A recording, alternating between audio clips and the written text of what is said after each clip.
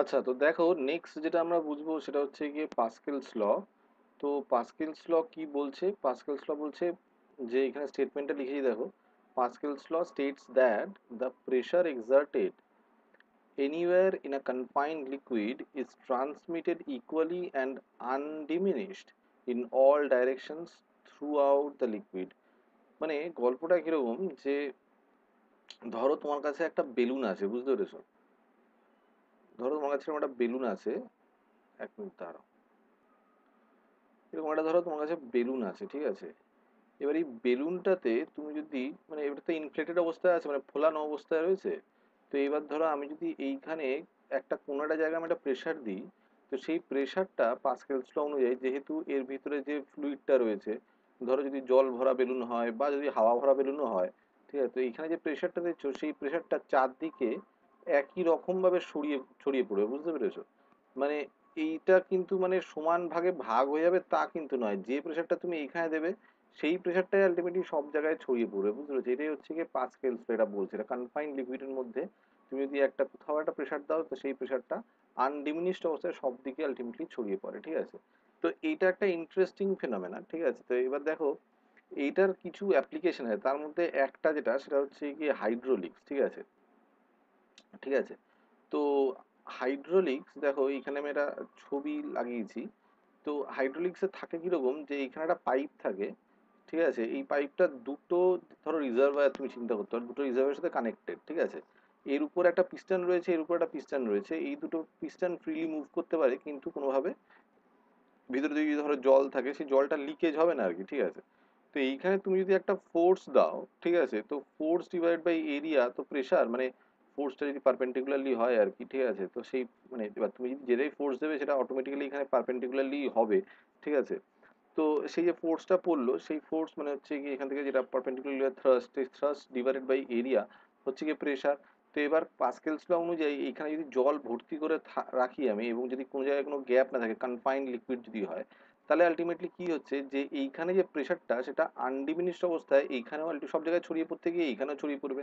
এবার আলটিমেটলি কি হচ্ছে, যেহেতু কনফাইন্ড লিকুইড তাহলে আমরা কি প্রেসার তো একইভাবে ছড়িয়ে পড়ে, তাহলে আলটিমেটলি এইখানে যে প্রেসার এইখানেও সেই প্রেসার হবে। তো তুমি এইখান থেকে লিখতে পারো যে P1 is equals to P2, এটা তো হচ্ছে কি পাস্কেলস অনুযায়ী পেতে পারি। তাহলে আমি P1 ইকুয়ালস যদি P2 লিখি, তাহলে আমি বলতে পারি না যে P1 মানে কি থ্রাস্ট বাই এরিয়া, তাহলে সেটা হচ্ছে কি এখানকার যে ফোর্স F1 ধরো, ঠিক আছে না, ডিভাইডেড বাই আমি যদি A1 করি, দ্যাট ইজ ইকুয়ালস টু হচ্ছে গিয়ে F2 ডিভাইডেড বাই A2, ঠিক আছে? এই আলটিমেটলি দাঁড়ালো। এবার এইখান থেকে আমরা বলতে পারি যে যদি ধরো আমি এইখানকার F2 টা সলভ করি, তাহলে কি হবে, A2 divided by A1 would be equals to sorry, এখানে তো F2 A2 divided by A1 into হচ্ছে গিয়ে তোমার F1, ঠিক আছে, ইকুয়ালস টু হচ্ছে গিয়ে F2। এবার গল্প হচ্ছে গিয়ে তোমার A2 বাই A1, ঠিক আছে, যদি তুমি মানে রেশিওটা যদি 2 হয়, ঠিক আছে, তাহলে আলটিমেটলি কি হচ্ছে, তুমি যে ফোর্সটা তুমি এইখানে অ্যাপ্লাই করবে সেটাই আলটিমেটলি মাল্টিপ্লাইড হয়ে গিয়ে দ্বিগুণ হয়ে যাবে এইখানে আর কি। এবার তুমি যদি A2 বাই A1 মানে সারফেস এরিয়াটার ডিফারেন্সটা, মানে রেশিওটা আলটিমেটলি তুমি যদি 50 টাইমস করো, তাহলে ফোর্সটা 50 টাইমস বেড়ে যাবে। এবার তুমি যদি সেটাকে 100 টাইমস করো, তাহলে 100 টাইমস বেড়ে যাবে। ব্যাপারটা এটা, এটা একটা মানে কুল অ্যাসপেক্ট আর কি, তুমি বলতে পারো যে এখানে ফোর্সটা আমরা এইভাবে মাল্টিপ্লাই করতে পারি, ঠিক আছে?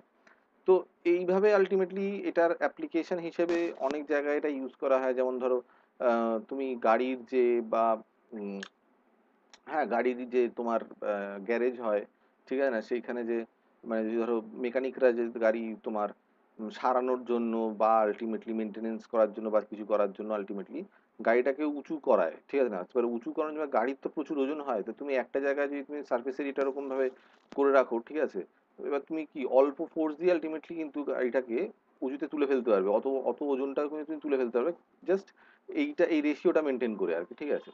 এবার মানে তুমি ধরো আলটিমেটলি ছোট একটা ফোর্স, মানে ধরো তুমি গাড়িটার ওজন ধরো 1000 কিলো, এবার তুমি যদি আলটিমেটলি মানে আমি জানি না, মানে ধরো 10 কিলোর ফোর্স যদি তুমি করতে পারো, তো সেইখানে তোমার 10 মানে 100 টাইমস তুমি যদি বাড়িয়ে রাখো সার্ফেস এরিয়াটা, তাহলে কিন্তু তোমার এটা উঠে যাবে উপরে, ঠিক আছে? তো এবার এইখান থেকে মনে হতে পারে না যে কি করে হচ্ছে ব্যাপারটা, আমি ছোট একটা ফোর্স দিচ্ছি ওখানে, অতটা উঁচুতে উঠে যাচ্ছে আম, গাড়িটা, মানে একটু ফোর্স দিয়ে আলটিমেটলি অতটা ফোর্স হয়ে যাচ্ছে। এটাতে কিছু একটা ক্যাচ রয়েছে, তাই না? বলো ক্যাচটা এটাই, মানে মানে এবার দেখো এইটা এই ফর্মুলাটা তোমার লাগবে কাজে, ঠিক আছে? f1/a1 = f2/a2, এটা তোমার কাজে লাগবে, ঠিক আছে? এটা থেকে প্রবলেমস করতে দেবে, ঠিক আছে? এবার কথা হচ্ছে কি, নেক্সট আমি যেটা বলতে চাইছি যে মানে ক্যাচটা আর কি, ঠিক আছে না, যেটা বোঝানোর জন্য, ঠিক আছে? তো সেটা কিন্তু সিলেবাসে নেই, ঠিক আছে? এটা আমি এমনিই বলছি আর কি, ঠিক আছে? এবার যদি তোমার বুঝতে হয় মানে সেটা এটা বুঝতে পারো, আদারওয়াইজ তুমি এগিয়ে যেতে পারো আর কি, ঠিক আছে? মানে স্কিপ করে গিয়ে সামনের দিকে এগিয়ে যেতে পারো, ঠিক আছে? তো এবার ব্যাপারটা এটা যেটা দাঁড়াচ্ছে, সেটা তুমি যদি এখানে চিন্তা করো, এই যে রিজার্ভয়ারটা রয়েছে, সেটা ধরো আলটিমেটলি আমি যদি এখানে আঁকি, ঠিক আছে? ধরো এইটা হচ্ছে গিয়ে তোমার রিজার্ভয়ারটা, ঠিক আছে? তো এইখানে ধরো পিস্টনটা রয়েছে, আর এইখানে ধরো তোমার এই রিজার্ভয়ারটা রয়েছে, ঠিক আছে? এবার এইখানে তো ধরো তোমার জল ভর্তি রয়েছে, তো ঠিক আছে, এইখানে তো তোমার জল ভর্তি রয়েছে, তো এবার যেই আমি আলটিমেটলি এইখানে এইখানে যে ফোর্স দিচ্ছি, ঠিক আছে, ফোর্স দেওয়ার দরুন আলটিমেটলি নিচে চলে যাচ্ছে, পিস্টনটা নিচে চলে যাচ্ছে। তো পিস্টনটা নিচে চলে যাচ্ছে মানে কি হচ্ছে বেসিক্যালি, এইখান থেকে কিছুটা জল বেসিক্যালি, ঠিক আছে না, ওই দ্বিতীয় রিজার্ভারটার কাছে চলে যাচ্ছে, তাই না? এবার তো আমি চিন্তা করতে পারি না যে আমি এইখানে কতটা জলকে ঠেলে সরালাম, আর তার দরুন কতটা জল ওইখানে পৌঁছালো। তা আমি এইখানে বেসিক্যালি যেটা যতটা জল আমি সরাচ্ছি সেটা বেসিক্যালি ভলিউম মাপতে পারি আমি, ঠিক আছে? যতটা জল আমি এদিকে সরাবো ততটা জল ওদিকে উঠবে আর কি, ঠিক আছে? তাহলে আলটিমেটলি কি হচ্ছে, ভলিউম এইখানে যতটা v1 = ওইখানে ভলিউম ততটা পৌঁছাবে, ঠিক আছে না? তাহলে আলটিমেটলি ভলিউম মানে কি, ভলিউম মানে হচ্ছে গিয়ে a1 ইন্টু হচ্ছে গিয়ে h1 হচ্ছে গিয়ে a2 ইন্টু h2 হবে। ব্যাপারটা বুঝতে পারছো? মানে কিরকম, যতটা সারফেস এরিয়া আছে, ঠিক আছে, a1 সারফেস এরিয়া আছে, আমি জলটাকে ঠেললাম হয়তো আলটিমেটলি h1, মানে ধরো এইটা এইখানে, মানে আমি যদি বলি তোমাকে, পিস্টনটাকে ধরো তুমি এতটা নাবিয়েছো, ঠিক আছে, ঠেলে এতটা নাবিয়েছো, ঠিক আছে? তো এতটা যদি নামানো হয়, তাহলে আলটিমেটলি কতটা ভলিউমের জল আলটিমেটলি সরলো। ধরো আলটিমেটলি এতটা নামিয়েছি, মানে ধরো হচ্ছে এটা হচ্ছে গিয়ে h1 হাইট, আমি এতটা নামিয়েছি, ঠিক আছে? তো এতটা যদি নামাই, তাহলে এইখানে কি এরিয়া, তো এটার a1 ছিলই, ঠিক আছে? a1 ছিল ইন্টু h1, তাহলে এতটা ভলিউম জল আমি সরিয়েছি, তো ততটা ভলিউম জলই ওইখানে গিয়ে পৌঁছাবে, তাই না বলো? এইবার গল্প হচ্ছে গিয়ে যে a2 আলটিমেটলি তো অনেক বড়, ঠিক আছে?